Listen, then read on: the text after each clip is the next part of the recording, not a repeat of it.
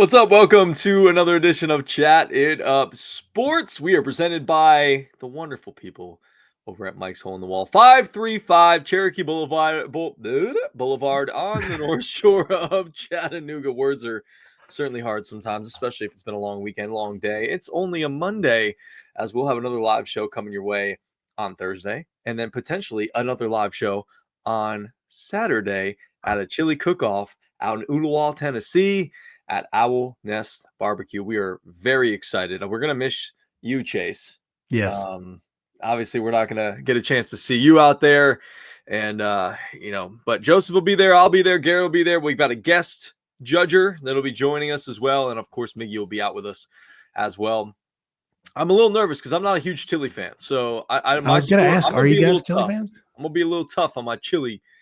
I might have a lot of my stomach might be a little rumbly that day. Yeah, you guys are going to take some Tums with you.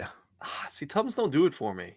Tums don't work for you? No, I need some. I don't know if I got to get some pre-chili something or other, or do I just need to have Zantac on hand? Maybe. I don't know. Yeah, it's going to be a dicey day, buddy. It's going to be a day. Maybe. I don't know. It's going to be fun, though. We'll be, again, out at Owl Nest Barbecue. Come on out. Eat some fantastic chili from 11 to 3 p.m. out in Ooltewah, Tennessee. I don't want to skimp on our presenting sponsor, Mike's Hole in the Wall. Again, go check them out. We've still got some football going on. The Super Bowl's coming up in a couple of weeks. You can go out there, watch college basketball, NBA. They've got a bunch of different things going on down at Mike's Hole in the Wall. The largest dog-friendly patio. So your furry friends can come with you as well. It's heated out there, so if you're worried about it being a little chilly and you're being a little cold out there, don't worry about it. We've done 3-hour shows, right, Joseph? You and I have done 3-hour shows out there in the cold. Trooping it, baby. Trooping it. Just a couple. I mean, like that last one, dude, we were golden, and then they shut the door, and it got cold. It got real the cold. temperatures plummeted a little bit. But it was a national championship game, and look, Notre Dame was trying to make it a game on us and would not let us leave. But it's always one day just keep holding you in. Yeah. I will take that over what I expected the game to be. I would take that over like a 30 or 20 point blowout all day of the week. Even if I have to be cold, maybe that's what it was. Maybe that's the secret sauce to get a good national championship game.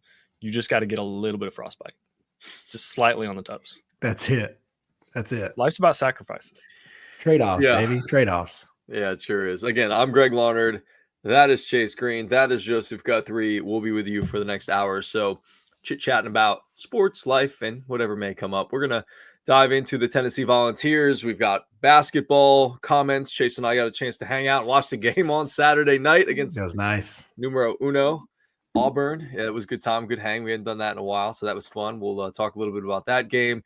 If Joseph wants to chime in on his Georgia Bulldogs, we will absolutely let him do that.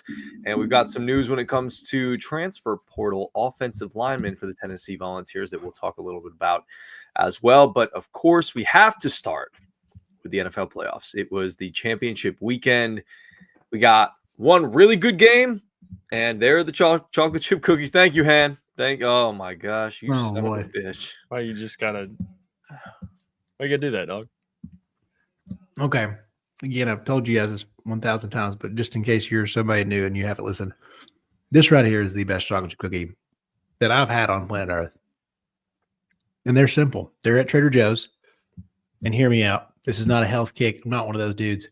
Gluten-free chocolate chip cookies from Trader Joe's. Wait, did she make them or are they store-bought? Store-bought. They're store-bought cookies. Okay, so she didn't bake these cookies for you. Who baked these cookies? She did not bake those cookies. You bought the credit for making store. Well, yeah, I mean they're you gotta bake them, man. Oh, so they're not like packaged. No, not like that. Oh, that's what I meant. Yes. No. Yeah, I realized she didn't make them from scratch, but she also didn't just pick them up off the shelf and was like, "Here are the cookies. I might put them in the microwave for 10 seconds and warm it up for you." No, it's 13 minutes. Okay. On 350. Oh yeah, 13 minutes. On 350. Back of the box says 3 minutes on the wire rack. That's the key. Okay. And they're perfect. Nice. Okay. And here's my second. Are you just going raw right now? No go milk, in, nothing? Nah. Are you guys cookie dough fans? I know on every package ever. It says don't eat. Look cookie at me, dough. Joseph. But like, I'm just asking. I don't want to assume. I don't want to assume. I just, Who knows what happens when you assume? I'm just kind of figuring out. What? Yeah. Sorry to interrupt on the Bills Chiefs talk. It's all good. Just saw some awesome breaking news. The Packers have extended special teams and assistant head coach Rich Bisaccia. They also hired Luke Getsy as senior offensive analyst, not quarterback coach. Cool. There you go. Sweet. Packers news. Yeah, some quick Packer news for y'all. Yeah, I know y'all are big Cheesehead fans, but there might be somebody out there. Cheese. Yeah, there's only a couple people in here right now, so who knows? Probably the odds are not probably in my favor. No, I would say yeah, but hey, it's all right. Bills Chiefs. Yeah, Bills Chiefs. That was the good game for the weekend. The other one not so great. Gosh darn, Patrick Mahomes back in the Super Bowl. Andy Reid, Travis Kelce, Taylor Swift back in the Super Bowl, and it just kind of feels normal. It feels natural. It feels like, all right, it's this time of year. What has Patrick Mahomes gone to? 7 straight Super Bowl. What feels I think it's 7 straight AFC Championship games, and they're going for a three-peat at this point in terms of Super Bowl wins. So, talk to me, Chase. But what were your big takeaways from the game? What did the Bills do well? What could they have done better? And why did the Chiefs, in your estimation, win this game? It just felt like we were waiting around for the Chiefs to win again. I don't feel like the Bills did much wrong, but there's a few things you can kind of nitpick, but it's just you got to play better defense. You got to get stops somehow. They outgained the Chiefs. They won the turnover battle. Like all those little things that usually win you a ball game, they just can't finish versus them. Like, and listen, I know we're going to get all the talk. We'll go ahead and say it about the questionable calls, but quit putting yourself in 4th and 1 situations. Quit doing it. Stop doing it. Like that's the thing. It's like, I can't tell you how many 4th and 1s I felt like all day yesterday had, even in the Eagles Redskins games. I felt like we were watching 100 4th and 1s and everybody's just getting down there and doing their version of the tush push. But I think Josh and them should have watched beforehand on how to actually do the tush push instead of just putting one running back there to do that. Why don't you put some big boys to go in there and push you? They knew, and you could tell over and over again, the Chiefs lined up heavy on that left side because they knew that's where he was going. Now, Josh is Josh. He got a couple of them, but quit putting yourself in those stupid situations, and you won't have to worry about putting it in the ref's hands. I don't know, man. It's so frustrating. Honestly, being so predictable about it, too. Like, they talked about how he likes to, on those quarterback sneaks, not go straight over the top, but take the ball, go to the left. Like, if the broadcasters know this, obviously the Chiefs know this. If I'm Joe Barry, I think the colossal failure for the Bills in this game was the offensive play calling and, again, the defensive play calling. If that's Sean McDermott, I don't even know if he calls the plays, defensively there. I know he's a defensive-minded guy, but albeit it was a total failure on the coaching staff part. I just felt like in the biggest moments they came up small, and it was kind of like what you said, Chase, is it just felt like we were waiting around for the Chiefs to finally figure it out and make the big play, cause the big turnover. And it was just like, hey, they got down, no big deal. I was kind of surprised that in that last drive that they didn't go down and weren't able to score a touchdown after, a couple explosive plays, had to settle for a field goal. And I'm like, well, surely Josh Allen can get them into field goal range. I mean, there's plenty of time, this, that, and the other thing. And I just don't know how you are an offensive coordinator in the National Football League going into a game against the Kansas City Chiefs, having to go for it on 4th and 5 and allow there to be pressure. It was like they weren't even expecting there to be pressure in 4th and 5. It was like, what a call by Spags, right? Do you understand who you're calling the game against? Steve Spagnuolo is going to send pressure on 3rd down as he did. They had a nice little blitz beater there. The wide receiver screen with Amari Cooper got 5 yards. Great. He's going to be under pressure, and I give Josh Allen a lot of credit because he made a fantastic throw for being under incredible amounts of pressure. I know they brought the corner off the edge, but then the offensive lineman, I think it was the right guard, didn't even block anybody. He just sort of turned towards the middle, so you got 2 guys running free at Allen, and it was just like, all right, I got to buy as much time as I possibly can, use my giant arm and throw it down the field because Dalton connects up there somewhere. Fuck it. and he couldn't come up with the football. And I know he's gotten a lot of backlash on social media, and he's got a lot of backlash online, and they backed him up for it. I don't understand why he's getting so much backlash, because that was a very difficult catch. And again, I would have more backlash towards Joe Barry in the way that they ran the offense there and didn't protect Josh Allen, didn't give him something quick to get rid of the football. If a blitz was on that could pick up 5 or so yards, so you don't have to throw, I'm not going to call it a Hail Mary, but sort of a ball up in the air, a jump ball, and just hoping, wishing, praying, and then a very difficult catch for a guy like Dalton Kincaid, where he's running in and trying to dive and make that grab. And unfortunately, he wasn't able to do it. But also, only allowing James Cook to run the ball 13 times in this game. Disgrace. What? Like, I think he was running at like 6.5, 7 yards a carry. Yeah. What are we doing? It definitely feels like they went away from that pretty fast. I mean, he was playing so well, man. And again, I know everybody said it already, but that play of him extending in the end zone. Oh, that could have been like hallmark moment that you're going to look back on that game as a Bills fan and like, that was it. That was the play. And they just couldn't finish, man. Like, I don't think he touched the ball in the last 9 plays or 10 plays or something like that. And what a joke. Like, run the football. Yeah, your Georgia Bulldogs run the football, Joseph. It works. It does work. Why in the world would you not hand it off? Like, it's kind of a weird year of the running backs resurgence. And you have one of the best ones. You have probably one of the 3 premier guys right now. Use him. And that's another thing, is like they keep getting themselves in these 4th downs. They just let Josh do it the whole time. And I feel like they got lucky twice with the fumbles. Josh doing the dive over and got, he recovered, but it's like, dude, those are scary. I don't know. Like, yeah, last 12 plays of the game, they didn't run with James Cook. I just went back and I looked at it. The last carry that he had was with 9 minutes left in the 4th quarter. No way. Yeah. Yeah. They even gave Ty Johnson a carry on that last possession. Interesting. Yeah. Do y'all feel like that they run Josh maybe like a little too much? Are you talking about like in short yardage situations or just in general? Because even at the early part of the game, they ran those I guess it's an outside zone for him. I don't know if I always love those, especially like what he means. I mean, listen, he's a freak of nature, and they that's what they do. But I don't know, especially like when you look back at it, and I guess hindsight's 2020. But Cook only getting 13 carries. Why don't just hand that off and do the same thing?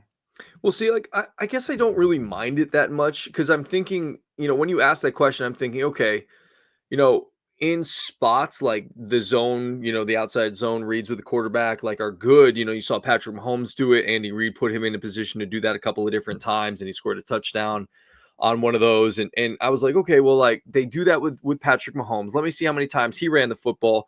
He ran the football 11 times for 43 yards. He outrushed Josh Allen yesterday. And I didn't feel like, he overly ran the football. But I think to your point, Chase, it sort of feels like the whole season that they had leaned on other people, not just Josh Allen. It wasn't like, hey, Josh Allen, go save us, be Superman. It was more of, hey, like, you're good within this offense. Every once in a while, you can dip into your Superman bag, but like, we don't need you to be Superman every single play, because we actually have a legitimate running game now. And we have some other guys that can do some things, catching the ball out of the backfield. We've got some interesting, wide receivers that you can throw the football to as well. Like, it doesn't have to be all on Josh Allen's shoulders. And it almost felt like, even though they ran the same, that they did kind of lean a little heavier on Josh Allen to say, hey, we want you to kind of be that Superman and carry us to the promised land. And they sort of got away from, what they had been doing all season long that got them to 13-3. Mm-hmm. 2 things. Back to your point, Chase. Does it feel like not necessarily that they run Josh too much, but they run Josh too much in situations where it's like, oh, Josh is going to run it? Yeah. Where they run him on too many plays where it's like, okay, here comes the Josh run. It's obvious. And they're just prepared for it. And then 2, when you were talking just now, Greg, it reminded me of the same conversation we had last year like right as because the Ravens all year they were this team and they had success doing one thing, and then they come up against the Chiefs in the AFC title game and they decide to just do something different. They're like, we're not going to do what we've had success doing all season. Do you think that's like a mentality thing? Like, oh, like people come up against the Chiefs, kind of like we've seen in college football when people played Bama for a while there. It was like, oh, we have to change what we've been doing. We have to do something different. It's like, this is the worst time to establish that you want to change what you've had success doing all season. Does it feel like that's kind of a thing that teams are doing when they play the Chiefs? Because it's like the Chiefs have had so much success. They've established themselves as like, well, we're not going to beat ourselves. And you know what you're getting from us. Can you stop 15? And can you stop Travis Kelce? To me, it sort of feels like an ego hubris thing of like, all right, well, we're going to finally get the Chiefs here. Yeah, they're the Chiefs. We got to do a little something different, throw a little something at them that maybe they weren't anticipating for some reason. I don't know. It just sort of feels ego-ish to me. Like Andy hasn't been in the league forever and hasn't seen like everything. And Spags too. Like, come on, guys. Like, I wonder if it does kind of feel like everybody like overthinks the process. They're like, well, you're trying to play 19 moves ahead when Spags is just playing 3 and he still got you. It's like, man, you should have just stick with what you know and be really good at that. Like, I promise you're gonna probably would have won that game if you just, find some more cook plays and, not gotten your guy beat up a little bit. And it's just little things like that. And it's cold as crap out there too. So like those hits can't feel good. Those hits can't feel good. I don't know. It was it's an awesome game. Like football rocks. Mm-hmm. That was so perfect. And they keep giving us great games. Like that's par for the course with this matchup. And I actually just thought yesterday when the Bills got it last, I was like, this is finally their time. Like this is Josh's time to finally do it. And again, like I know you said, I don't want to knock on him too bad, but if you are Kincaid, you got to make that catch. But it was a difficult catch. It wasn't like Mark Andrews. No offense to Mark Andrews, but it's not the same as Mark Andrews' drop. Like it's not even close. It was definitely a catchable ball. Yeah. You're an NFL player. You get fat stacks, big dog, go make that catch. But it's so tough to say, like, that. But again, Spagnola. I was trying to think of the player who said this. May have been Chris Jones after the game. He was like, Spags is like that pitcher that's been setting up a curveball all game. And they hadn't ran it. You knew in the back of your mind. I was listening to Jeff Saturday talk about this. He goes, offensive lineman, that protection's probably going to have to be called, but you've been waiting all game. He's probably just not going to do it, right? He's not going to do it. So much going on. I got to worry about this guy. I got to worry about freaking Chris Jones coming off the end here and tearing me apart. Now it's like, surely they're not going to run a corner blitz. And then here he goes. And Spags that's a set of cojones, bro. That is a set of balls to run that play at that time, right? Yeah, I agree. I think but it was the right time. Like, and that's just what he does, like, and that's what makes him so successful. Like, he's going to live or die with that. And you just trust the guys in the back end that, hey, we can get enough pressure.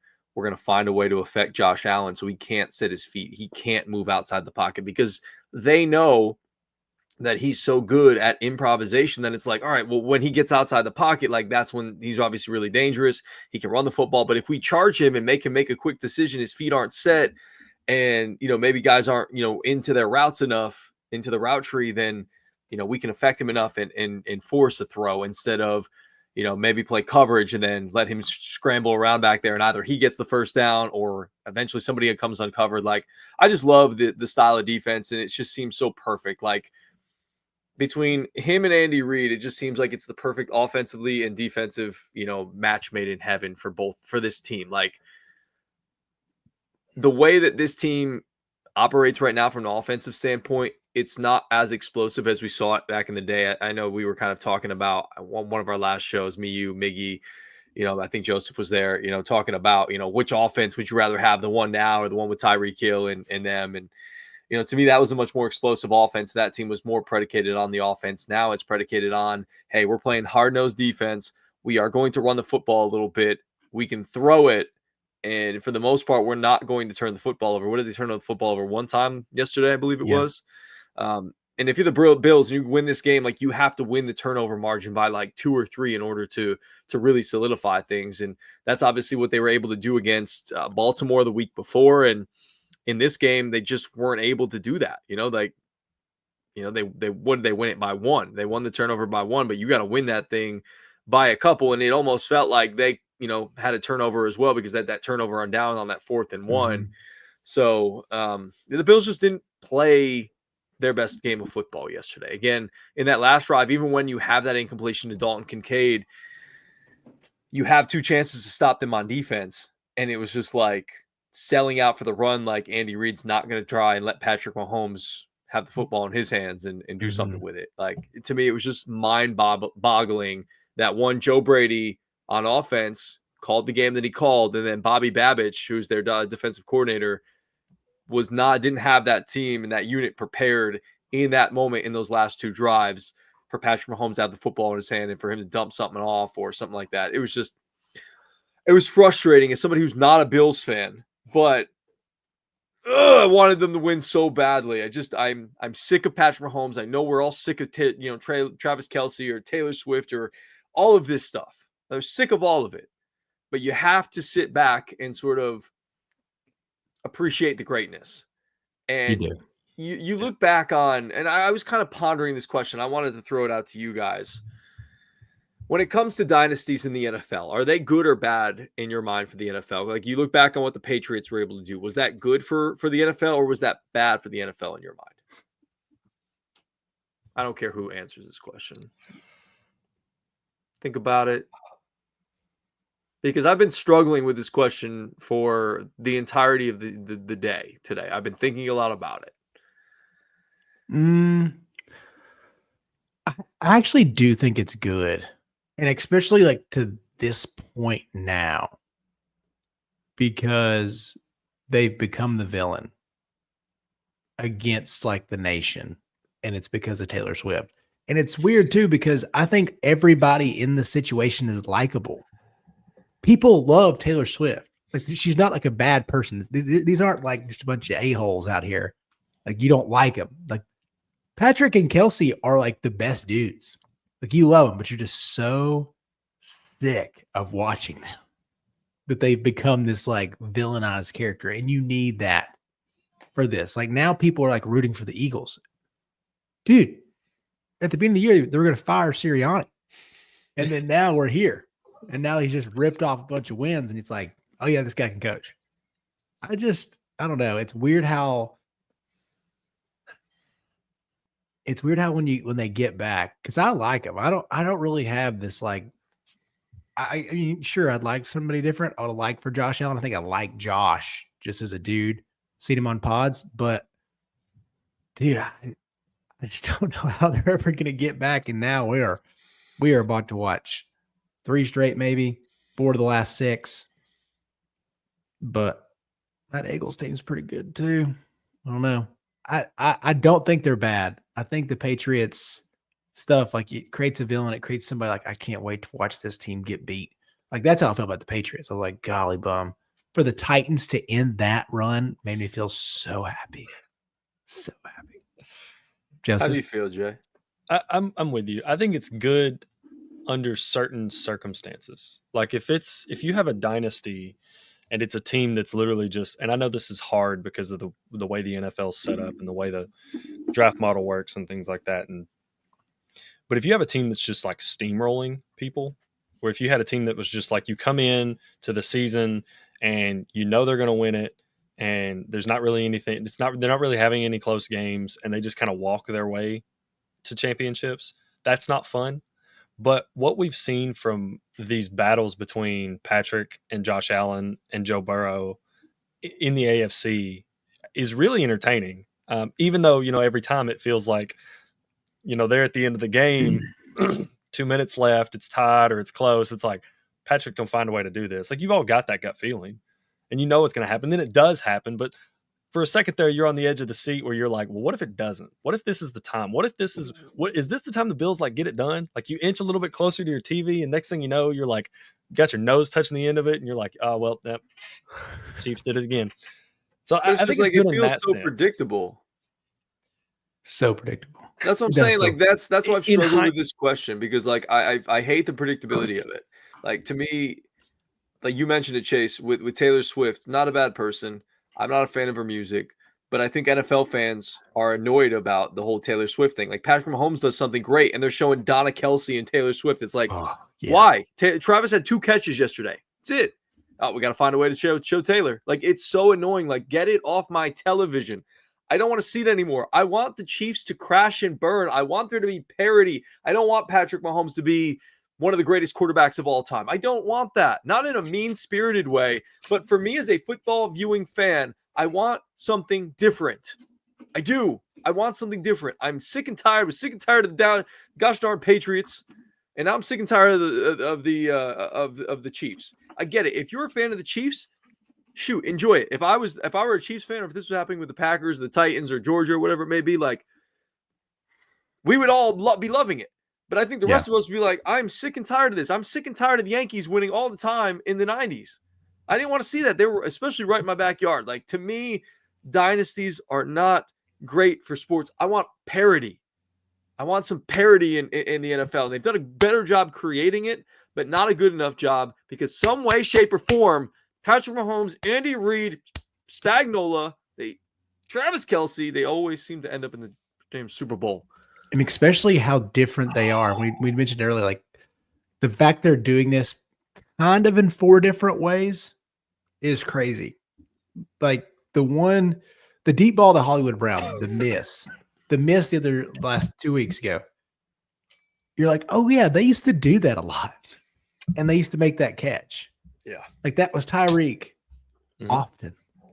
They used to make those catches, and they could do that. You're like, now it's a little different, and they changed the NFL. Like they changed the NFL because now everybody's just sitting back, and it's just dink and dunk a lot. And if you can make those mid 15, 20-yard throws, you're dicing people up. That's why Josh and Burrow and all those guys are so good. And Jamar Chase and those guys can get yards after catch like nobody else.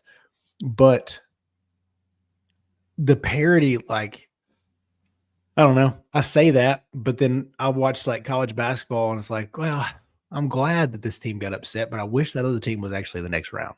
Like that's how I always feel. It's interesting because you talked about it, Joseph, in terms of like just the team steamrolling through whatever to win a championship. Like, honestly, that's been UConn the last 2 years. Like, they've steamrolled people like in the tournament. Like, it hasn't even been close. Like, they've won, I don't even remember how many games in a row by double digits. It's crazy. But nobody's talking about hating UConn. It just doesn't feel like a hateable thing. And like Marissa says here, she said, I hated the Patriots, didn't like Tom Brady, couldn't stand Belichick. I don't mind / kind of like the Chiefs, like Mahomes, really like Andy Reid. So I don't know my feelings about dynasties. I get it. Look, they're more likable than the Patriots, because the Patriots were slimy. They cheated. They had all the spy gate and the deflate gate, and they had all these different gates, and they were very, very hateable. Like, they were a legitimate villain. This doesn't feel like a villain. It just feels like it's annoying, because it's like they're always there. Like, I'm sick and tired of it. And I hate the Eagles because I don't like Philadelphia sports. Yeah. Chase is sporting the freaking Eagles colors right now. It's just, hey, this is Golden Eagles, Mr. Ray County, brother. And now Marissa loves Belichick, just like Chase does. Billy Belichick, baby. Billy Belichick. Boy. Chapel Bill, baby. Chapel Bill. Boys, I can't wait to rock that shirt next year. If he makes it. Yeah. If he doesn't. June 1st, we'll be talking, probably. We'll see. I hope he does. I really want to see how he does in college football. Yeah, same. I'll be very interested to see. It's going to look very strange. But they're getting some guys. They stole IMG's head football coach. If I could ever get what's the HBO series where they follow the name's Hard left Knocks? me. Hard Knocks. If I get a Hard Knocks for a college team, that'd be the team I'd pick. I just want to see how perfect. Belichick interacts with these 19 and 20-year-old kids. I want to see Like, his girlfriend coming around. Oh my! Yeah, dude. Yeah, you know that practice they can't wait. Yeah. Oh, dude, you Yeah. think she's there? You think she's at practice? No shot. Yeah, there's no way. No shot. way. If I were Bill, I wouldn't want her around practice. I don't either. I wonder too. Like they make so much money that life's just different. I wonder if she even like is living in Chapel Hill. Like it's a great neighborhood type of town, beautiful family. But, you know, if you're 25-year-old hottie, I don't know if Chapel Hill is the place for you. Like, not a lot to do outside of one street. Take a quick plane anywhere she wants. If you really love Bill, you must really love Bill. I'll say that. Just become a housewife. Yeah, you're gonna get that. You're gonna go to that one yoga class they got, you know, down the street. You can go to the Chipotle. Everybody eats out. Pilates. Oh yeah, she's gonna be living a good life. Sick weight rooms. Oh, great facilities. No doubt. No doubt. Michael's gonna be taking care of them too. Yeah. Don't know how we got there, but yeah, Billy Belichick. Can't wait. Chapel Bill forever. Alabama Chapel Jones Bill. And Chapel Bill. Did y'all think Belichick was pretty good in the media? In the what? In the media? In the media? Like with the media?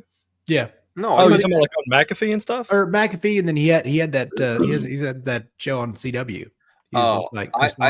I thought you meant like when he talked to the media as the head coach of the Patriots. I was like, he was the worst. Yeah, he was the worst. He's been fine now. I think he's terrible on commercials. Like you look at these betting commercials that he's on, and it's just like these celebrities calling him, be like, "Yo, Bill, how's the wide receiver gonna do today?" You know, he's definitely gonna get over his yards. Thanks, Bill. You got it. Is that a problem with Bill though, or is that a problem with the commercial writers? Probably a little bit of both. You know, they're just handing him, "Here, Bill, just read this." Okay. Bill, you really don't have to give much enthusiasm. We just need you here. I would like to know what is Bill Belichick's call number for a commercial? Like, is he getting 1.5, 2 million? Oh my gosh. I want to know what his like take limit is. Like how many do you have before he's just like, yeah, I'm leaving? How many shots you think over under takes of like how many script reads he got before they're like, yep, come back tomorrow? Gee, you've been in acting before. How many do you think?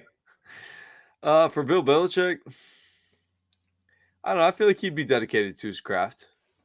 I feel like but is that his craft or is? Well, it's money talks, doesn't it? Anything he signs up for, he's going to be. He's like, I signed up for that. Okay. Yeah, okay. I think he's that type of man. Like, I think his demeanor would be like, yeah, he'd be kind of a dick, be like, I'm not doing this more than 10 times or whatever. But like, I think he knows discipline. He get the job done. Like the same thing with Saban. Like, I think Saban would be the same way. Like on a commercial or something like that. Saban's been great in the media. I really like Saban media. Media Saban. Media Saban's been awesome. I was listening to McAfee talk about that. He was like, dude, Saban is a crazy man. Like, he's the type of guy that if we got these games, he's watching everything. Like, he is locked in. He is dedicated. He like wants to learn, like, how does he'll ask Kirk these questions, or, you know, even Reese or somebody like, wow, how does this work? My inflection on this. And he's just a crazy psycho about every craft. So I kind of feel you on that. I think old Billy, not as good personality wise, but definitely on the track of, I'm going to at least try to make this really good. Make this good. We'll see. Fair enough. Are we anything else on Bills Chiefs? I got one. Go ahead. One last thing. One last thing, man. And it you know, we were sitting there at Hotel Clemens, and there was an alert that popped up on the screen, and it said the Bills have traded their pick, the Kansas City Chiefs. And I thought, oh dear Lord, they're going to give him a Xavier Worthy. And boy, they gave him Xavier Worthy. 6 receptions for 85 yards and a touchdown. And Keon Coleman had 1 reception for 12 yards, and I believe an interception breakup where he just smacked the ball. So we'll give him that. Kind of can't feel good if you're a Bills fan and you're deep in it like that, where you're remembering back to the draft. And you're like, we gave them Xavier Worthy, and he kind of just he remembered that. He did. Yeah. He remembered that in the post game somebody caught him on the field, and he was like, "Well, they passed on me." It's like, oh, yep. And it's different if you pass on him and you give him to like the Raiders or the Falcons, but you gave the Chiefs like a 4.27 receiver, and you thought this isn't going to be a bad idea. Well, it almost feels like it's about time one of their draft picks worked out in terms of receivers, because I was just going back and looking at it, and I'm like, I couldn't remember the names, but like they drafted a guy in the second round in 2022 in Sky Moore that you thought, oh man, this guy has a real shot after Tyreek Hill was there to be somebody. Who was another guy that they drafted that they were hoping was going to be somebody? I feel like there was Mecole Hardman. Was another one that they thought was going to be somebody. Like, you look back at that, you look at that 2022 draft for them is so good. I mean, despite Sky Moore, they had Trent McDuffie, George Karlaftis, Leo Chanel. Has been just what a hit. He was another. Everybody just was worried about him being like a good college rusher, and he just wound up being a monster, man. Yeah, you can't. Trent McDuffie's the number one cornerback. Yeah. They got rid of their supposed number one to us. Yeah. Bunch of chumps down in Tennessee. Pacheco was in that draft. He was a 7th rounder. Yeah. And that was another thing I was thinking about with him is Kareem Hunt just became the number one back quickly. So, I mean, you can run the charge and the bull and China shop and Pacheco if you need to, but Kareem Hunt's become a dadgum good running back here lately. What did they? Oh gosh, they said something on the broadcast. Kareem's like 6 for 6 on playoff games and touchdowns or something like that. What was it? Wow. Crap! I wish I'd have wrote it down. It's still something along those lines. Yeah, something along those lines. It was something about Kareem Hunt. Like every playoff game he's played in, he's got a touchdown in, or something like that. I was like, that is not something I would have expected. No, not the person I would have thought of. But Patrick. 2 rushing TDs yesterday. Guy can ball. He sure can. He sure can. They're finding different ways to win. It's so annoying. So annoying. Is it annoying that the Eagles are also in too? Yeah, I think it is. It is very annoying that the Eagles are in. Like we talked about it on Saturday. That was I didn't quite see them putting up 55 points, but my gosh. We talked about it. I think all of us were on the Eagles, begrudgingly, for GT. We were hoping that Jaden Daniels was going to be able to play Superman, but facing a much healthier, better defense than he's faced in a while was certainly tough for him. And then on the other side of things, like that defense kind of held together by Scotch tape and some silly string. And it kind of felt like, honestly, like kind of thinking about it felt like 2014, my Packers going up against the Falcons in the NFC Championship game, where Rodgers had really carried them to get to that point, and their defense was just terrible. And then Julio Jones went absolutely crazy on Ladarius Gunter, whatever it was. And I know AJ didn't have an incredible game like a Julio, but he finally stepped up in the postseason and had a nice day. And Hurts actually looked pretty healthy in this game. Moving around a little bit, didn't have to run a ton, but still had 3 tutties on the ground. And then AJ became your number one guy, like he can be. 6 for 96 and a tutty is pretty good golden spot for him in that game, dude. Yeah. And Saquon Barkley, dude only had 15 carries and still 118. Like, this is unbelievable right now. I guess they didn't do what we were hoping that they would do, which was kind of change up their game plan and put a little bit extra meat in the box. We'll see if they do it against the freaking Chiefs. Everybody else does it. No, I'm saying like the Commanders. Oh, the Commanders. Yeah, like the Commanders. Like Dalton, we talked to Dalton about it, and it was just like, look, like they're a big nickel heavy team, and they invite the run, but will they do it, against Saquon? And they just didn't have the size. Like I saw Frankie Louvu out there a bunch, and it's still like Dalton hit, Wasserman on our show on Saturday, like said, it didn't really even know if it mattered, and it didn't really matter. Louvu was out there more, but it really didn't matter in this game because Saquon's just so freaking good. And my roommate and I, Jamarius, were talking about it the other day. It's just like everybody wanted to kill off the running back and the importance of it. And now it's just like, man, like it is such an important position. And it's funny because you look at it's like a tale of two teams. Like on the Kansas City side, it's like, we can draft Pacheco in the 7th round. We can bring back an older Kareem Hunt who's been kind of down and, dust him off a little bit. And then we got the other side where it's like, well, Saquon, big free agent acquisition. He's been killing it. The guy's going to have over Giants. 2,500 yards between regular season and the postseason. If you're a Giants fan, you can't watch an Eagles game. Like, you just can't.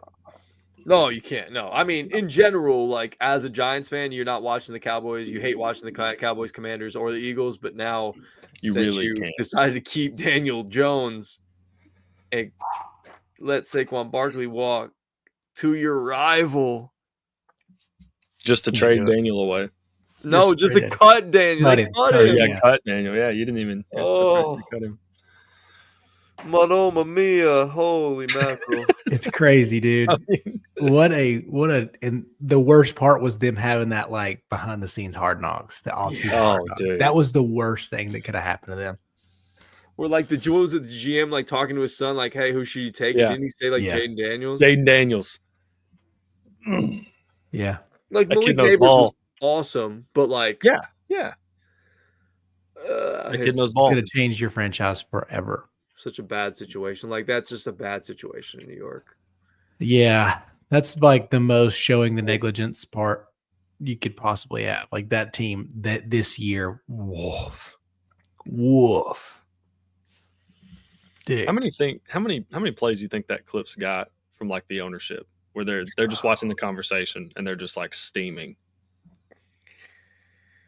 In my mind, I have like this vision of the owner just pouring that, goes over to his bar cart, puts the 2 cubes in there, pours a heavy drink, and then just like turns it on. It's like, I'm gonna have a miserable night. That's kind of what I imagine. Like one of those funny clips from like a sitcom. Like that's kind of what I imagine. I think about it as like the opening to John Wick when he meets his son, and he doesn't like. Whoa! Spoiler alert! God. No! This is like the first 10 minutes of John Wick. I haven't seen any of them. Oh, dude! It doesn't spoil the movie at all. But I'm just kidding. If anybody's seen it, the owner is the dad and the GM is the son and yeah. You don't know what you see. The man's dog. Yeah. Or car. You should watch John Wick, by the way. It's incredible. Yeah, before you go work out, go watch John Wick. Sick movie. I heard it's a very gory movie. Listen, Softy, you need to watch. I mean, it's violent, but it's go watch John Wick. It's not like people don't have their like body parts and stuff ripped off, but it's violent. Yeah, it's the most violent assassin. Like, really? It's the most violent movie you've ever watched. Joseph, the man kills like 47 people in a nightclub. Yeah. That's just 3 minutes of the movie. He does it in different spots the entire. Well, have you guys watched like? Okay, have you ever watched? Was it Kingsman? Kingsman's pretty violent, but I would say I think John is like John doing it for 4 movies straight over a beautiful Mustang. Don't get me wrong, a beautiful. I think there's only like 600 of those made in the world. Mustang, get it, but a lot of violence, dog. It's a lot of violence. It's okay, yeah. It's a violent movie. It's very good though. It's very good. Oh, he played. He kills Boban. Bogdan, is it Boban? Not. Played for the Mavs. Yeah. I know you're talking about Marvanovic. Yeah. Marvanovic. Yeah. Marvanovic. I don't know. Yeah. He kills him in a movie. Wow. So I've only seen the first one. Oh, dog. So, dude. Dang. 2 and 3. I 2 and 3 are great. Yeah. I know. So I'm like, well, you're about to see a 7'5" man go down. 7'7". I think he's bigger. Yeah, he's a big boy. Timber, baby.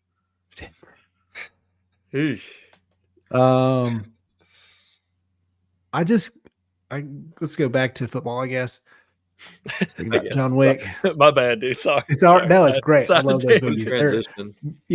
Movies like that are great for when you're sick or like a super rainy day. Dude, those are great. The plot's not super deep. You don't really have to pay that much attention. Like you catch the first 10 minutes, that's all you need to know about the story, and then the rest of it's just a lot of guns and knives. Oh yeah, and fast cars. Yeah. Dude stuff. Bro stuff. This is such a bro movie, dude. Yeah. Such a bro movie.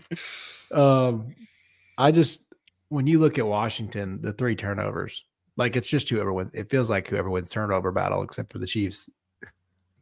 Somehow it just shows, and you can't make those mistakes. Eckler's fumble was brutal.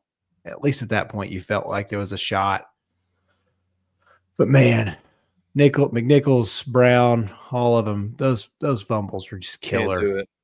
And especially in those positions, dude, you're going to give the best running team maybe I've ever seen. And between Hurts and Saquon, it's like, how do you stop these guys on the ground? They're so physical up front. And Saquon's early run, that touchdown was special again. Special. Does this feel like what Derrick Henry was able to do for y'all? Yeah. Yeah, it does. Like Derrick's run to the AFC Championship was probably like one of the most Superman runs I've ever seen. No pun intended, I guess. But he just, yeah, it's different because like Saquon's so much smoother. Like it's not just a full head of steam, go run, great tackle. It's just the spins, the things like that. Saquon just is on a different level sometimes. But yeah, very much so Derrick Henry. And Derrick's still doing it. Like, it just makes me so mad. But anyways, yeah, Saquon's just, this is like, I mean, to me, watching Saquon do what he does, like in the versatility, I don't know. I'm trying to think like who's been better. Like McCaffrey at times, but this is incredible, dude. This is incredible. Didn't even play the last game. I don't know. Is there like who else have you seen spot like better than Saquon? Like in a season, not totality, like in a season. I mean, Chris Jones was pretty good back in the day. LaDainian Tomlinson had some really good years. Sean Alexander. I'm just saying maybe they're not better, but just like thinking off the top of my head, just very comparable. Priest Holmes. Like in a season, I'm like, man. Yeah. Was CJ's close? I don't know. I guess it was just like it was such blinding speed, but Joseph, anybody you can think of? You know, I don't want to be a homer, but like Todd Gurley's had some pretty solid seasons before his knees. Like I wanted that man to be so much more, and it just wasn't meant to be. Yeah, knee issues are brutal. I was listening to. Go ahead. Oh no, go ahead. I was gonna say LT also comes to mind. Like that's like who I thought of like in our era. In our lifetime, it's probably who I thought of like the most was like at their pinnacle. It's just, I mean, Derrick's just so different that it's hard to say that. But man, Saquon and LT are just so far above at their best. It's crazy. Yeah. And this offensive line sure helps. Yeah, it doesn't hurt. Well, I mean, you know, they weren't exactly feeling great in that Commanders game. I mean, yeah, they've been great all season, but you got Cam Jurgens with a bad back and Landon Dickerson with a bad ankle. Yeah. There's some things you're like, well, I don't know. Like this matchup feels so weird because you watch last game and you watch Hurts do what he did, and you're like, well, if he's going for 20 for 28 and 240, how the heck are the Chiefs going to beat that guy with Saquon back there? I don't know. It just feels. Go ahead. No, it feels weird. Just feels weird. Like I want to think about it. Well, the crazy thing about this game is that you mentioned the turnovers earlier. If they don't have those 4 turnovers, and let's say they play them to a stalemate turnover wise, like the Commanders are actually able to move the football. Like they threw up 350 yards of total offense, which is very respectable. Jane Daniels played pretty well. Obviously, threw the football probably more than they wanted him to. Obviously, with the game, the way it was, but they had more passing yards than the Eagles did, and just hard to have more rushing yards, and that's where they killed them on the ground game. And they had to kind of abandon the run because of the game script and how the game sort of gotten away from them. But I did love Dan Campbell pulling out the fake punt and letting Tress Way throw a pass. That was pretty dope. That was smart. Yeah. You gotta leave it all out there. But the running game is just not good and it's not great. It's it's okay with Brian Robinson Jr. And again, I get it. It's the Eagles defensive front, Georgia North. So you take it with a grain of salt. But just looking ahead, obviously, I know we have a little less than 2 weeks now. And I did confirm today, we were talking about it when we were at the indoor facility, that we are, in fact, going to be on the bus when the Super Bowl is happening, because it is 8 hours there and back to Stetson. So Stetson, baby. we're going to be on the bus. Hopefully those TVs are working well. If not, we're going to be watching on our phones, and there's going to probably be different pockets of the bus that get the game at a different time, and we'll hear somebody cheering about something before the others. And it's going to be annoying. So I hope that the TVs are working on the bus. Fingers crossed. We can have our own little Super Bowl party. Hopefully it would be kind of fun if they like stopped and got like some cool food and just like did a little thing on the bus for us. But that'd be cool. Make that happen, Coach. Make that happen. I'm gonna try. I've got the head coach's ear a little bit, so I'll see what I can do. But yeah, I think just looking ahead to that matchup in the Super Bowl, it's gonna be a lot on this passing attack for the Kansas City Chiefs, because I would be shocked if the Kansas City Chiefs would be able to run against the Eagles. Yeah, as much as we talked about hunting them, like, it just doesn't. Like, it was a nice game versus the Bills, but it's a different breed. It's a very different breed. With this defense is nasty. Yeah, nasty. I mean, it's not going to be easy to pass the ball against the secondary either. Mm-mm. I mean, they're not. You don't have Tyreek. I mean, yeah, you've got aged DeAndre Hopkins and Hollywood Brown, yeah, Juju Smith-Schuster, Travis Kelce, Xavier Worthy. I mean, they're great as a unit, but you don't have somebody, at least I feel like, that can take over a game. They're great as a unit. They're good as a unit. I think we Good. throw that word great good as a around unit. way too much. Good. Yeah. Okay. Miggy thinks they're great, but that's also I think good's probably better. Because Worthy, like last week, felt one-ish. Mm-hmm. You know, like, you're gonna get that. You're gonna take AJ Brown over everybody. Would you take Devonta Smith over Xavier Worthy? Yes. Yeah. I think I would too. And then Xavier's probably third. Yeah. And then Trav. Then Goddard. Yeah. Well, yeah. I mean, Trav now, yeah, because he's not what he once was. He's not traveling. And if you play zone, like, that's things. He's turned into, like, you're sure he can get a one-on-one every once in a while and win it, but he turned into like a big zone buster. Yeah, like, that's how he got his yards a couple weeks ago, and finding that spot, getting some run after the catch. He doesn't usually do that as much anymore, but like last week, you just saw like the Bills really leaned against him and just didn't work. 2 for 19, like you mentioned, G. Like, got 2 catches, but we saw that family up there 1,400 times. I think his brother's even getting annoyed by it. He's like, I love him, but like, there's a lot more going on with the Chiefs. Yeah, there really is. Golly, it's tough. It was fun though. I don't normally go out to watch the games, but was out running the pool table and was out at where do we go? Taco Mac, and there was a lot of Bills fans at Taco Mac. Really? Oh, yeah. That's tough. Okay. A lot of Bills fans, and they were getting the Bills chant going on, and it was pretty wild. That sounds fun. Yeah. Yeah, if there's a fan base, it's worth it. Yeah, for sure. I did not see any tables being jumped through. That's disappointing. Yeah. It's an authentic Bills experience, right? Yeah. That's what you're hoping for. Not. No. They're southern I versions want to of see this. somebody crush a lawn chair. Like Something. Lawn chair. Do you know, the tables thing that's the most unique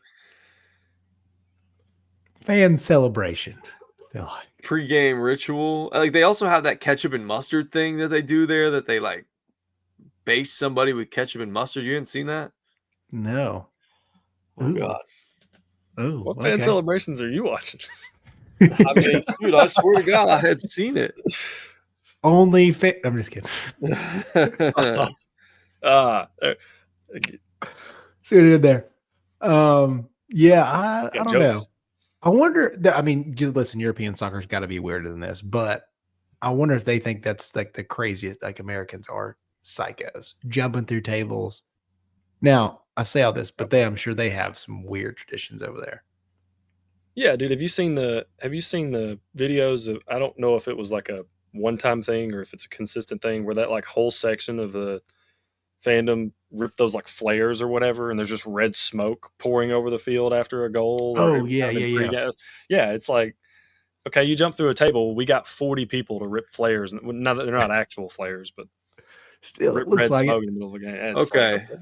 like, I got the backstory here on this ketchup and mustard thing to kind of corroborate what I'm saying. Ron Pinto, or Pinto Ron, excuse me. Is it the same guy all the time?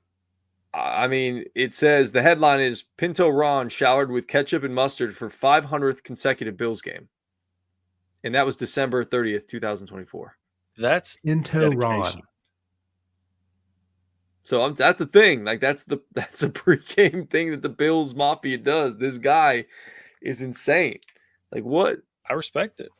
I don't respect it. I do. I can't put the respect on that. I can't put do respect. it. Like, what is the point of getting showered with ketchup and mustard? It clearly hasn't worked. You went to the Super Bowl 4 years in a row and you didn't win a damn one of them. And now you can't get your ass back to the Super Bowl. Dude, because somewhere, there's some kid that was like, we saw the ketchup and mustard guy. Yeah. They get to go to one is their first ever Bills game, potentially their only ever Bills game. And it was like, listen, boys. Maybe he should be on the Dad payroll. Took me to the Bills. Saw a guy jump through the table and make ketchup and mustard man. Put him on the payroll. Put him on the payroll. Dude. Pinto Ron. Can you imagine writing that W-2 out? Oh, dude, they're 1099 in him. Yeah, he's contract. Yeah, they're like, we're not paying those taxes. We cannot have Pinto Ron in our accounting department here. No way. How many bottles of ketchup and mustard do you think he goes through in a season? So, I mean, it's got to be at least one a game. Well, what if he's buying like the? Oh, dude, no, he's okay. Listen, 500 games. This man's a pro. We're talking about Costco jugs of ketchup and mustard. Big boys. He was buying bottles his first 100 games. No, he's graduated. Cool. I wonder when he stopped paying. I'm sure somebody like that. There's like a groupies that have to be buying his ketchup now. I wonder when he stopped buying ketchup. Did you guys? I meant to bring this up, and I forgot to. We didn't have time to talk about it on Saturday, but did you guys see that the Eagles were selling $50 pints of snow from their divisional win? No way. Over the Rams. What? Yeah. Who's buying that? I don't know. It's like that guy on TikTok or Instagram, like on another edition of Who's Buying It? Who's buying this? And he shows like a random item and then he tries it. I don't remember what his name is, but yeah. That's one of those things where it's like, I'm not mad at the Eagles for selling it because it's like, it's like the Hawk to a Girl meme coin. Like if you bought this, it was your own fault. Like you chose to spend your money on this. More power to you. It's free country, but like you chose to spend that $50. That bucket better be freaking sweet. Is it just like, please tell me it was at least like an Eagles bucket, like painted with the logo. Pint. I mean, it was like a pint. I don't know. Just a pint. It's not even a bucket. No, it was a pint of snow. It probably came in like. I'd love to know how many they sold. Somebody get Howie on the phone. How many did you sell? I just got to know. Like, I need to look this up. Yeah, IT's on it. Oh God, buying. In other news, Clay Thompson just buried 7 threes in the first quarter of their game with Dallas. That's crazy. That's impressive. Nice. That's impressive. You want to talk a little hoops for a minute? Speaking of hoops, yeah. We got to watch Auburn versus Tennessee. Not exactly a offensive juggernaut of a matchup. What did you think initially after such a close loss there, G? You're doing research. You're researching. I'm trying to do research here. Well, look. They offered up their new creation, a snow pint, on a first come, first served basis. It sold out almost instantly. Wait, a snow pint makes me think like $50 per pint. a snow pint makes me think that it was like a beer or something. If Do they're you selling want them like the during the game, here's the online description of it. The Philadelphia Eagles divisional round victory over the Los Angeles Rams on January 19th, 2025 will forever be remembered for being a snow-covered victory, like they've never had snow in Philadelphia before.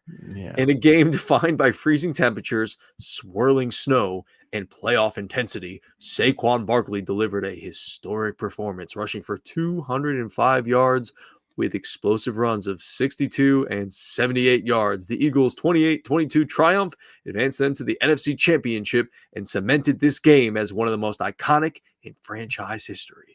To commemorate this incredible achievement, authenticated snow was collected directly from the end zone at Lincoln Financial Field immediately after the game.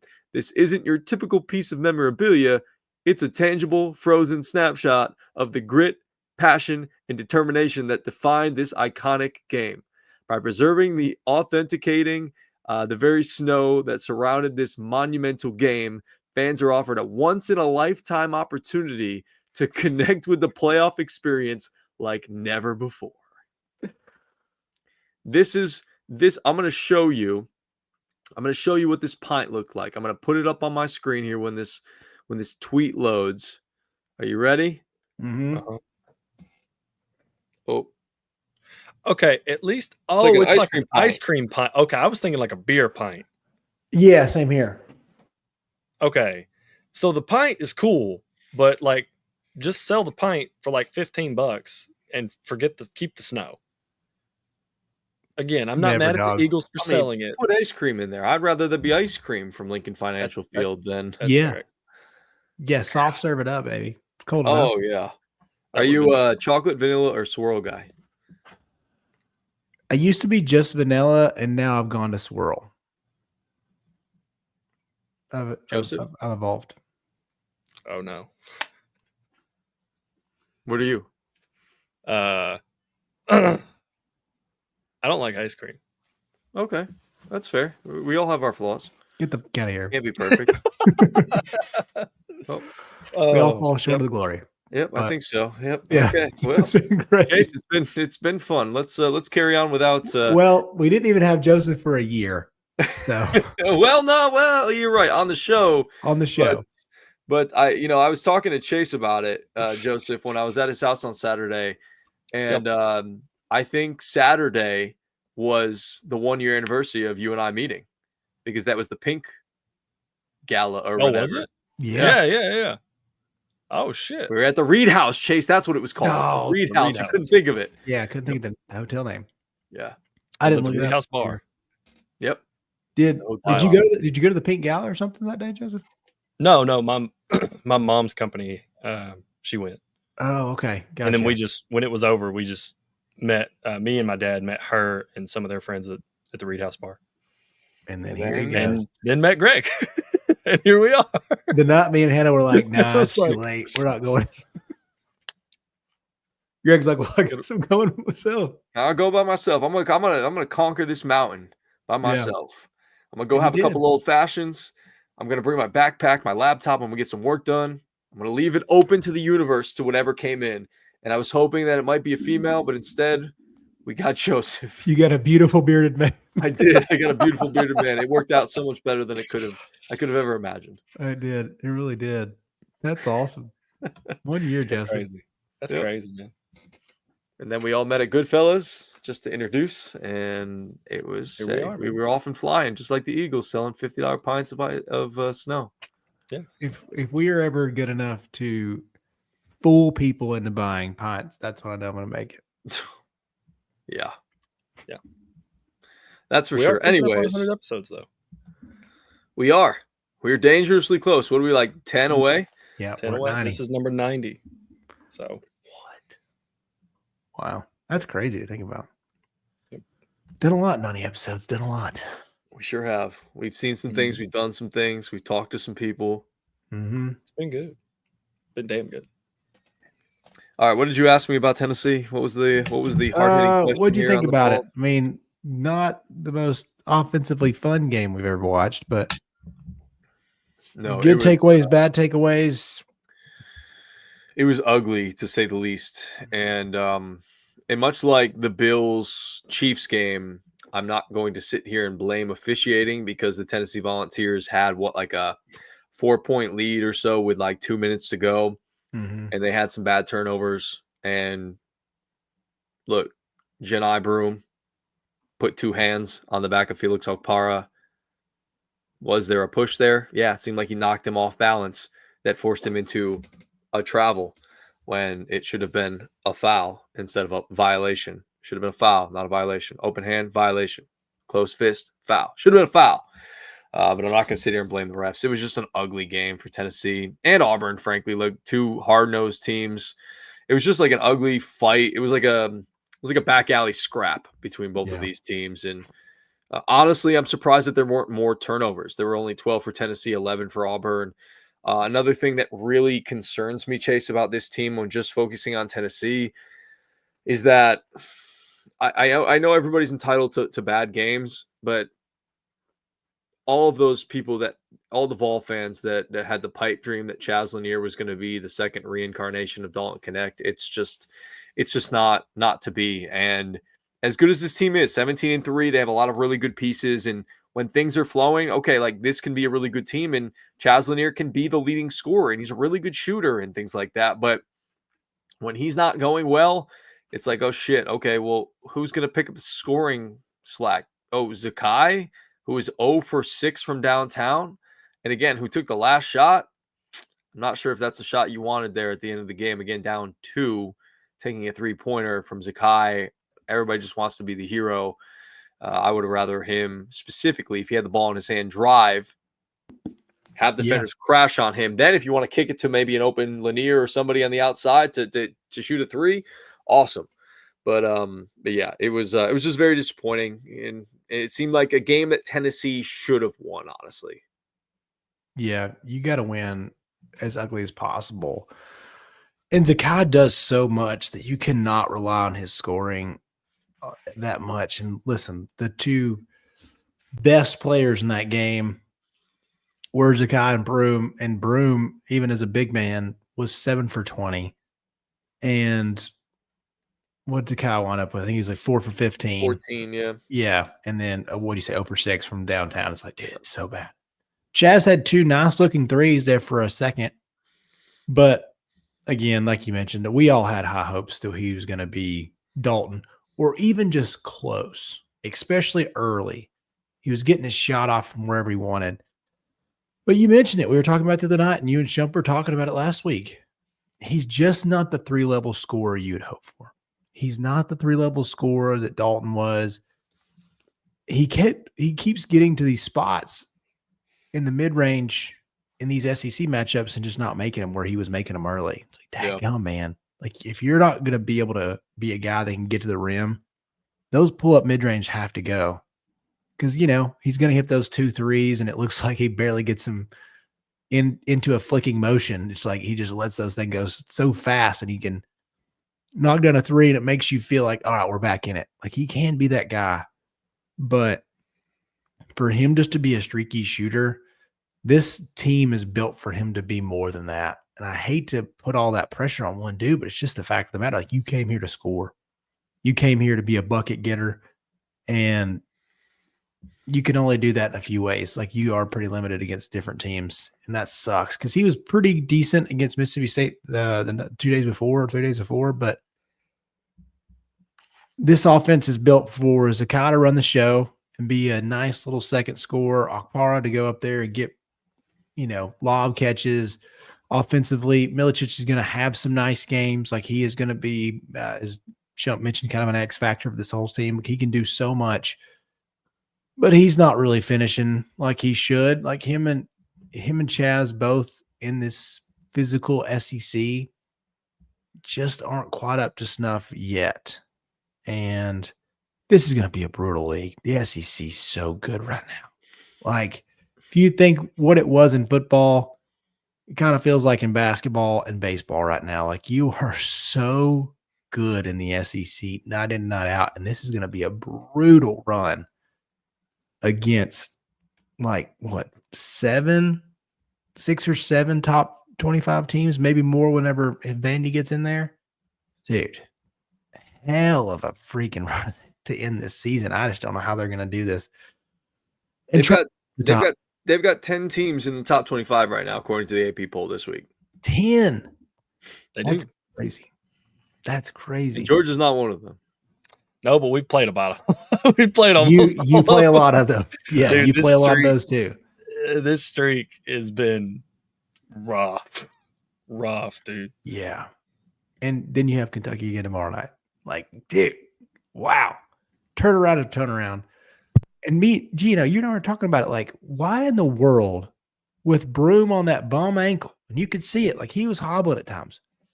Why don't college kids do the whole pick and roll switch? Like, just bring Akpar up to the top. It's the simplest play that they run every single play in the NBA. It's bring big man up top, set screen, let little man get big man to the rim. Like, that's it. It's real simple. And they don't do it. I don't like, it's like, why is the guy just not, come on up here, set this pick. Let me get this Broom guy, make him work. Yeah. And it just never happened.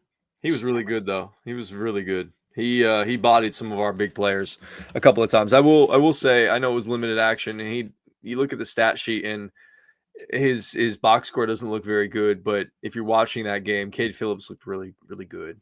Mm-hmm. In a block backup was role. nasty, dude. It was nasty. It was good. And now you got to Kentucky tomorrow. Another top 20, 25 matchup. Kentucky's been okay this year, obviously under the new head coach without Coach Cal there. So we'll see. It's a game that I feel like they should win, especially since it's at home. Yeah. The at-home Kentucky game should be it up. Yes. But they've lost the last two, so they're probably coming in pissed off. Don't know if you saw Vanderbilt. AD was trying not to get them to storm the court. You see that, Joseph? That's hilarious, dude. I was dying. I was like, she's like sitting over there begging them, like, we would like to spend this money on NIL and not another court storming, please. $500K, dude. $500,000. Do you guys know what the fourth offense is? How much? Probably $1 million. 1.2. I was wondering if it doubles or it gets worse. It's probably. IT's on it. IT's on it. I just like this SEC is. It feels like how the football time was, where everybody's just going to beat the crap out of each other. Like the top teams will beat you. I guess the Georgias and the Texas will beat. Texas will get beat by them, but Texas will beat somebody that you think maybe they could lose to that team. It's like, nah, but then Kentucky will come in there and they'll win one of their last. They'll wind up beating Auburn or something crazy like that. It's just how it's going to go. It's how it's going to go. And it's tough road in the SEC because your ACCs have fallen off. Big Ten's fallen off throughout the season. SEC is going to be loaded in the tournament. Loaded. All right, I've got an answer for you. How much? Additional offenses also carry $500,000 fine. So it doesn't jump. It's just $500,000, $500K, $500K, $500K. It's just money to make it every day. They print that shit in college sports nowadays. Yeah. In big college sports, at least. Yeah, big college Not at my level. Yeah, I was going to say, let's. Or your level, but. Some teams do. Yeah. Yeah, the disparity is crazy in financials. It's crazy. Yes, and speaking of the Tennessee Volunteers basketball program, they did end up losing to South Carolina, did the Lady Vols, 70-63. So they played them tough. Button tough. Good little run. Yeah. Mama Coach Bear's Kelly's first game back. I'd assume. Oh, she's back? Yeah, she came back tonight. She did? Okay, cool. Yeah, she wanted that. She wanted to try. Had to, yeah. You got to give it a whirl. Yeah, but there's a couple of other things that caught my eye when it comes to the Tennessee Volunteers. I don't know if you guys saw this. Just throwing a football nugget at you. Tim Banks signed a new contract extension. Did y'all see that? 2.1, 2.5. It was a new 3-year contract that will pay him $2.15 million annually over the next 3 years. That's a good living in Knoxville, Tennessee, boys. That's a good living. As a DC, man, like, oh, he's becoming one of the highest paid defensive coordinators in the country. That man is about all his business. Standing He up. helped us a lot last season, man. Sure did. I kept doing a lot of games. Kept us in a lot of games. Yeah. That's a lot of money. That's a lot of money, but we need him. We need him so bad. I feel like a lot of coordinators understand their value a little bit more nowadays. And Yes. I think a lot of athletic directors and coaching staffs are too. It's like that's how I looked at Ben Johnson last year. Like it kind of gave this, I don't have to take this head coaching job. Like I don't have to just because it's not my cycle. Like I'm gonna be good next year too, or I'm gonna be good 2 years down the road. Like I'm gonna wait for a better opportunity. Then he decided to take the cursed Bears job. You know, sometimes you don't always make the greatest Aaron decisions. Glenn decides to go to the Jets. Like, what the hell are they doing? I mean, I can see the appeal for Ben Johnson with the pieces that they have there. I get it. Mm-hmm. But it's the Chicago Bears. The Bears. Did you guys see Matthew McConaughey in a commercial dressed up like Mike Ditka with a mustache during the games yesterday? It was during the Bill. I think it was during the Bills game. What? Yeah. I didn't see it. I missed that, I guess. Yeah. I'm gonna go watch this. Funny. It was hilarious. He was really good, actually. He crushes, man. Yeah, he's so good. He crushes. Yeah, big for Tim Banks there. And then another piece, Chase, this is for your Titans, that they added some expertise to their front office as they hired Dolphins executive Reggie McKenzie in a key senior scouting role, and that is a former Tennessee Volunteer, obviously, Reggie McKenzie. Mm-hmm. He was the former Raiders general manager and a very well-respected personnel man around the league. So they've added some pieces to that front office out there in Nashville, Tennessee for your Titans. It's going to be interesting because, we're refilling everything, it feels like. Yeah. I'll be interested to see how long coaches last, but Borgonzi's been the guy everybody talks about. He could be, if you're just working for the Chiefs front office is like working for McVay or somebody like that. You're just going to get a job no matter what. Yeah. That's how the 49ers were too. Like Shanahan, all that front office staff, like that's how Rand got a job. Is like, you seen what these 49ers are built?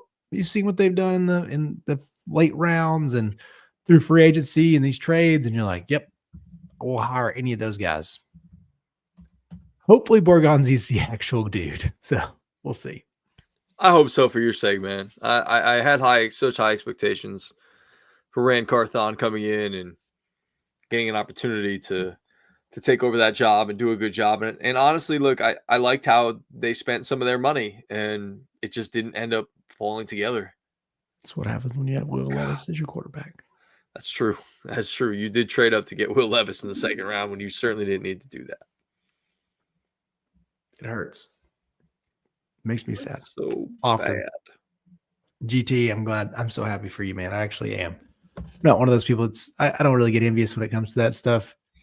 My team sucks. I know they suck, but it is funny to look at these stats and like how good and how bad the Titans can be. Because since 2000, we are tied with your Packers for number 1 seeds at 3. Wow, that's pretty impressive. Yeah, they were like showing who has the most number 1 seeds, and it's clearly the Chiefs, and the Eagles have been up there, and then Patriots, and then a couple others I can't blank on. But anyways, yeah, Titans had 3, Packers had 3, and that was like the end of the list. But I was like, oh, interesting. Yeah, I would not have guessed that. Ryan Tannehill, Aaron Rodgers, basically the same guy. Same guy. Yeah, I'm kind of surprised Ryan Tannehill didn't pop up somewhere last year in the league.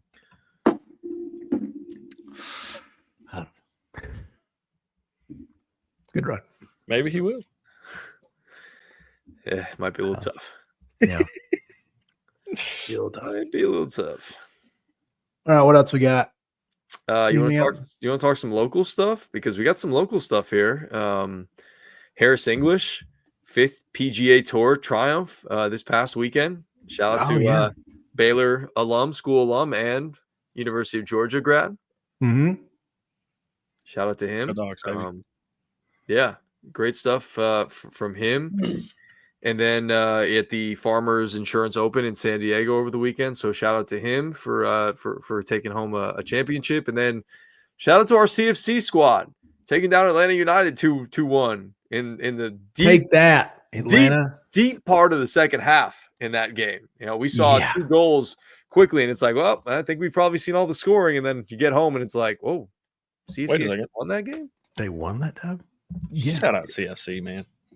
That was awesome. Thanks to those guys. What a cool experience. It really was. And like I showed some people like the pictures that you posted up on our social media today. Those were awesome pictures.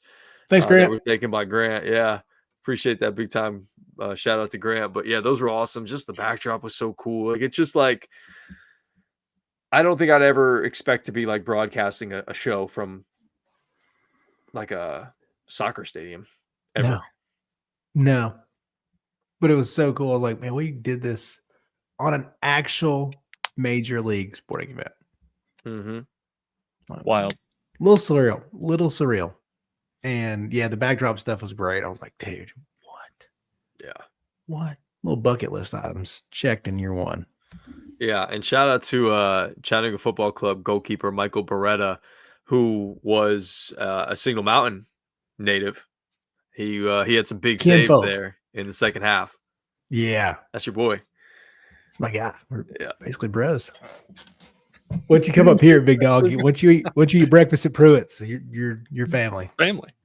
God, Pruitt's looks so good. When I drove by the other day, I was like, it just looks like a great little. It's like it's so surreal. It's like a different city. Like it's like its own little city up there on the mountain. It's crazy.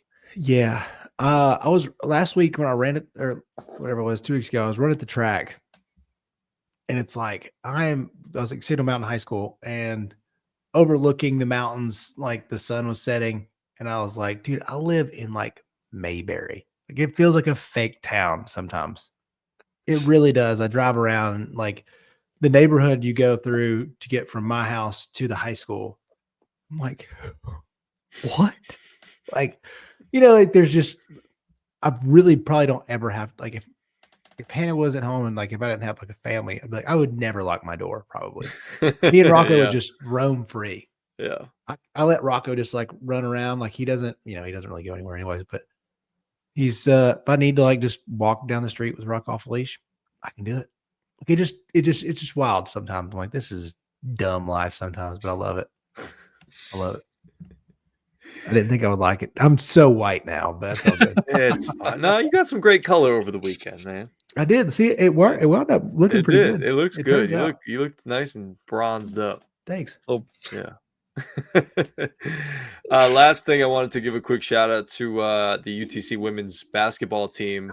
They not only beat your ETSU Bucks by 2, but Sigrun Olafsdottir also made the number 7 play on SportsCenter's top 10 play the next day. What a shot, dude. Half court Candid. runner off the backboard, just nothing but net after that. So straight cash. That's Sigrun. She's awesome. Yeah, I've gotten a chance to talk to her a couple of times. She helped out with some softball stuff last year, like pregame festivities. So that was kind of cool. And yeah, it's big time.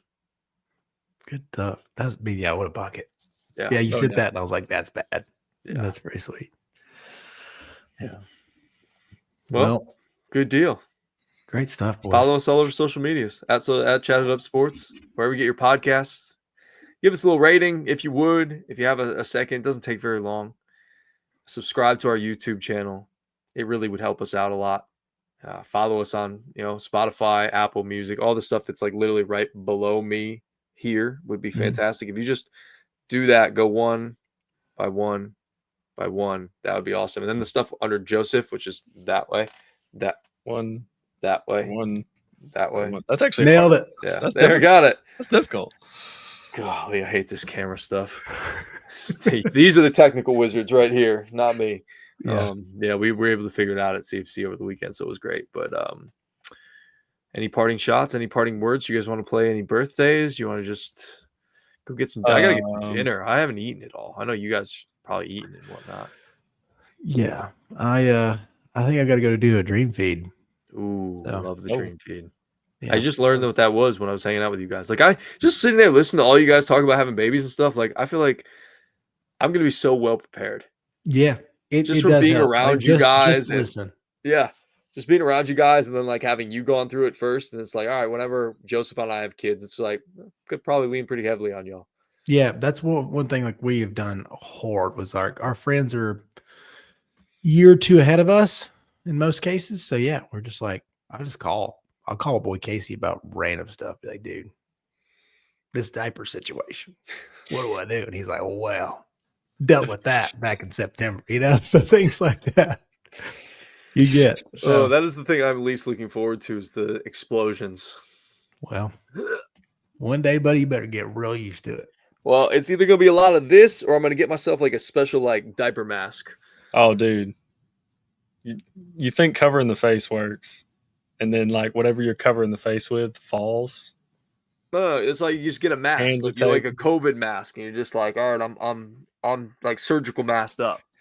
Like I will get an N95 mask or whatever that shit was back in COVID days, and I will be not smelling or tasting any of that. Well, Good luck. Godspeed, brother, because It's not smelling that it, dude. baby's crying. You ain't thinking about no M95 at 3:45 in the morning, bro. Hey, that thing's gonna be right in my nightstand whenever we need it. Just Just pop pick that thing off there and plop it on there. Yeah, my wife's gonna be like, "Is there an intruder in here? What is this guy with a mask doing on?" Nope. Honey, it's me. Just Trying change to the diaper. change little Joey. I need you to go watch John Wick. I need you to kind of pony Yeah. up a little bit here, please. Do it. I don't have all Worth this it. time like you do. Gosh, Yeah, where do you have all right. this time? It's just Yeah. gotta find a way. You just find a way. I really want to watch the Jared documentary, the Subway documentary. Oh gosh, dude. My daughter's not going to leave my side for ever. Ever. Yeah, ever. Dudes are going to be looking at her, and they're going to be not ever able to look again. I want to say that. That's how it's Yeah, gonna don't be. want to mess with Daddy Chase. Super dad syndrome. And quick shout out. I hope Jamarius is within earshot because we were supposed to watch the Knicks and the Grizzlies play tonight, and the Knicks are absolutely curb stomping the Memphis Grizzlies right now. Yes. 130-99. It's an absolute rout. Oh, wow. Late in the fourth quarter. Fuck. Oof. All right. Well, I got to roll. But I love you. I love you guys too. It's been great to see you guys. I love seeing a lot of you guys. So like hanging out with seeing you guys on Saturday, then hanging out with Chase afterwards, and then seeing y'all here. I won't see you on Thursday because I got to go to meet the mocks for the softball squad. But then I'll see most of y'all, not you, Chase, unfortunately, on Saturday in person, Well, live and living color. I love eat that chili for me and all the love, guys. You guys are gonna crush it. You guys are gonna be the best chili judges of all time. We might be some of the best looking chili judges. I don't know how our actual chili judging is going to be, but according to Garrett's text, I got a little nervous today about like the severity and the seriousness that they really take this. I got a little anxiety for you guys. Yeah, I'm very anxious about this situation.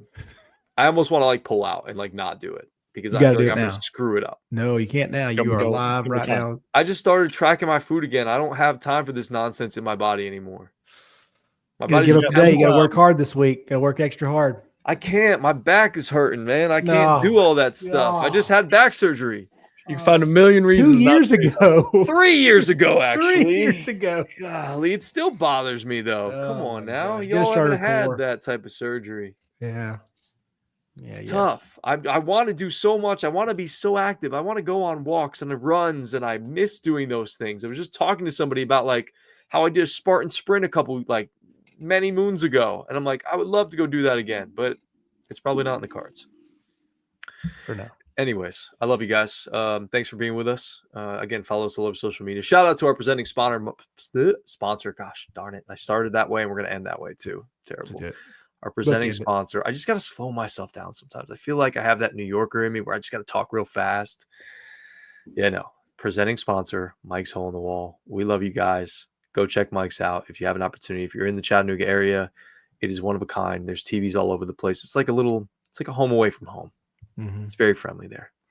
Wilbur Wings for life. For life. All drums, no flats. Boom. Peace. All flats, baby. Shut your beautiful mouth, Joseph Shut Guthrie. freaking mouth.